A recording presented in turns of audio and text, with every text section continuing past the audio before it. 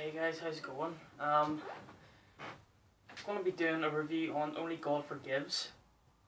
The 2013 film directed by Nicholas Winding Refn, who has directed films such as Pusher, um, Valhalla Rising, Bronson, and Drive.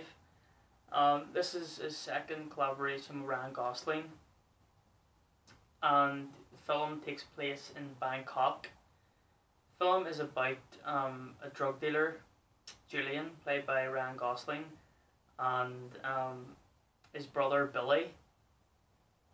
He gets killed at the start of the film. His brother basically kills a prostitute, and then this cop called Chang is at the murder, where she's been murdered, and he brings in the girl's dad, and he ends up, Chang's like, I'm going to leave you in the room here with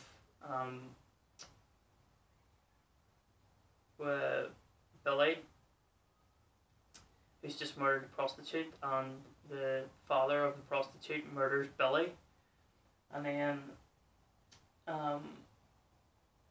Chang kills the dad as well.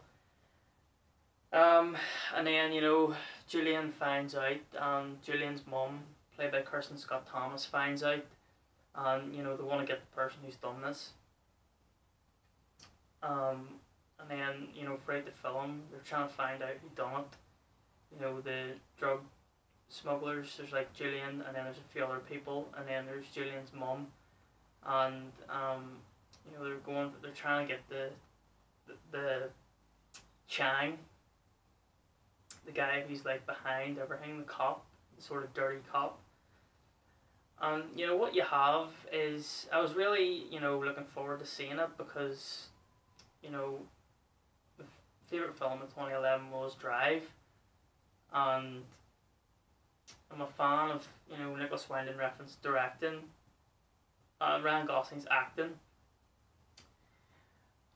But I read reviews. I got booed at Cannes, and I read reviews. People had seen it before. It came out, and reviews were either down here, real negative, or masterpiece, real positive. Most of them were negative, because Rotten Tomatoes, I think now it has a 34% rotten on Rotten Tomatoes.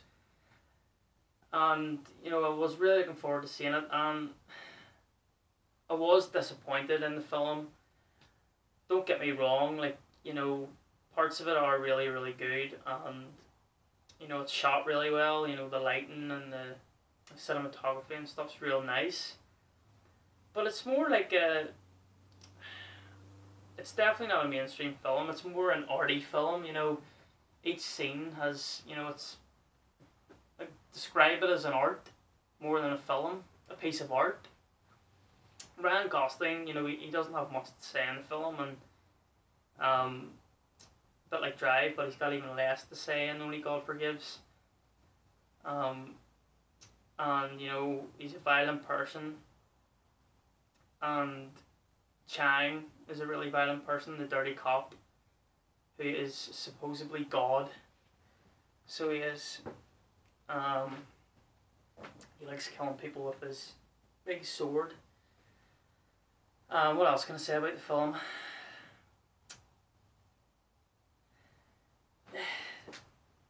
The story, the plot, it's a revenge film, but there's not much going on in the film.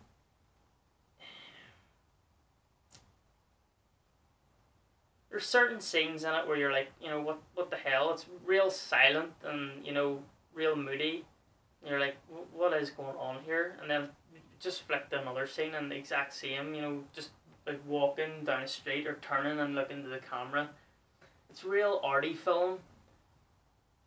And it's, it's definitely, it's nothing like Drive. It's completely different.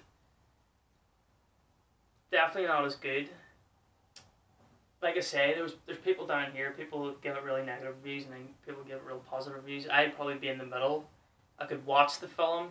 There is certain parts I liked about it.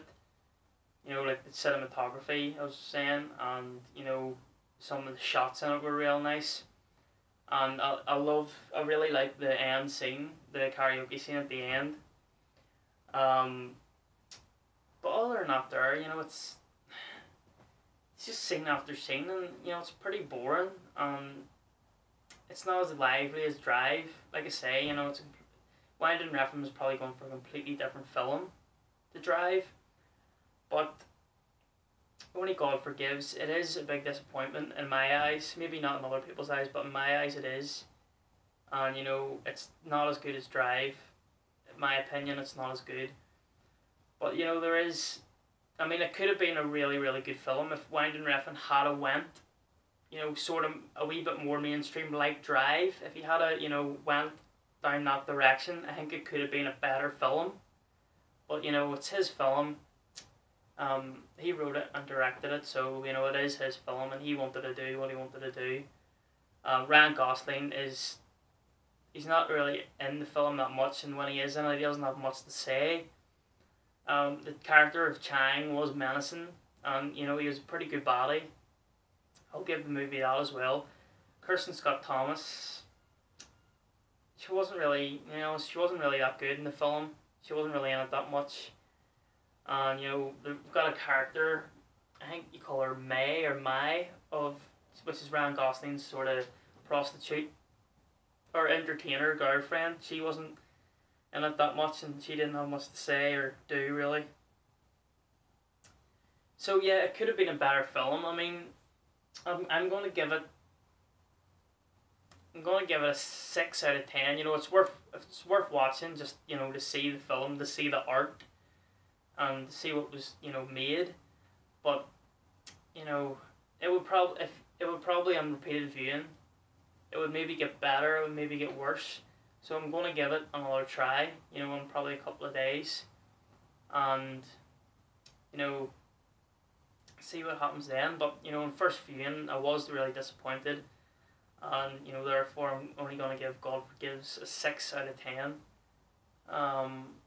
You know, if you're into real arty films, you'll like it, but if you're into your mainstream sort of stuff, you'll probably really hate it. But if you're a fan of film, you might be in between, you know. So, you know, it's your own opinion at the end of the day. You're the one watching it. So yeah, Only God Forgives, 6 out of 10. So thanks for watching, guys, and take care. Bye.